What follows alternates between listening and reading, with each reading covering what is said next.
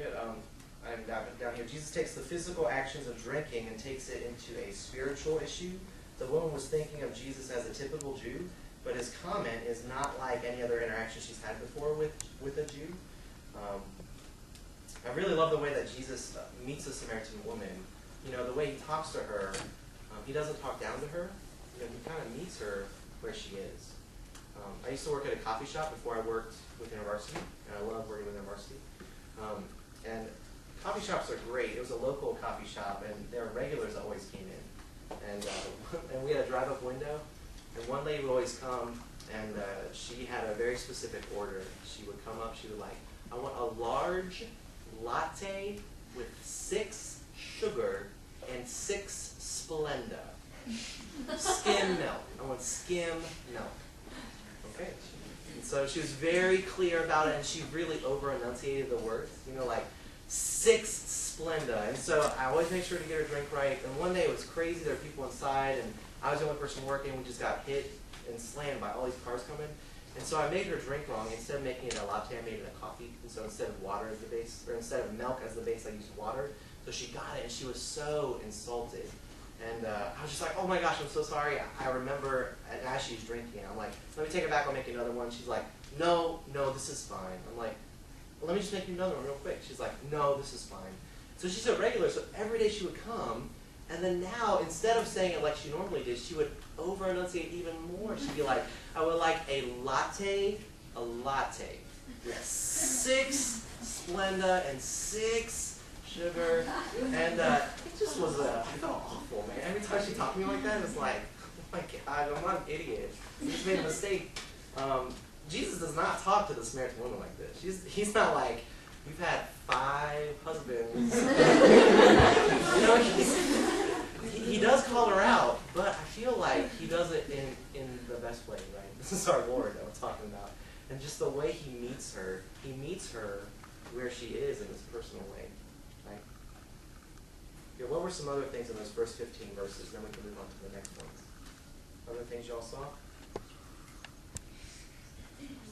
Oh, hey-o, Charity. Also, going off of what you're talking about is he sees what her need is, and he, like this analogy that he gives, she's at the water, she needs water, you know, he's like appealing to her through that. Like, I think that's what God does to us as well. He shows us our interests and things we love, and shows us how he'll provide that for us. Yeah, real. That's a good word. Good. Good other thoughts? Okay, I have one. Go for Bethany first. I'm really off with the hand raising, I'm just saying. Do it. Okay. It's so easy to me, that's okay. I really like where he says he's tired, because I guess I don't connect with Jesus sometimes. I just forget that he really is someone. Yes. And it's like, he's tired. Like, he heard it, and he's tired, and he's just like, I just picture him like plumping on the sea, and he's just like, give me some water. I don't care if you're like culture. I don't care if you're a woman. Just give me some water. Like, let's make this a movement. I just love that because he just doesn't care. Fully human, fully God, right? This is Jesus, not 50-50. He is 100% human, 100% God. And so we get some of the humanness here. He is tired, right? I mean, Jesus was sinless. He did not sin. But that doesn't mean that he wasn't tired, right? And so, like, I feel like this is very relatable, right? Hot day, go to the well.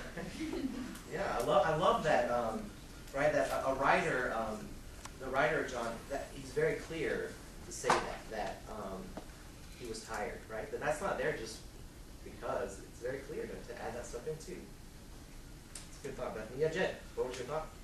I just wanted to make sure you mentioned, because I was really encouraged by this, because it's in verse 14, part where he says, whoever drinks the water, I will give will never thirst. I shared this with them, that sometimes when I'm thinking about, serving God, and, the salvation message that is also within this, that I feel like I'm having to give up everything that makes me feel good, or that sustains me.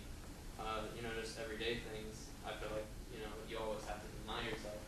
But this was really encouraging because it kind of had a sense of contentment, saying that you'll never thirst, eventually your desires will fit that. And so it really encouraged me with that. So. Yeah, good. So Jesus totally takes it to a different level.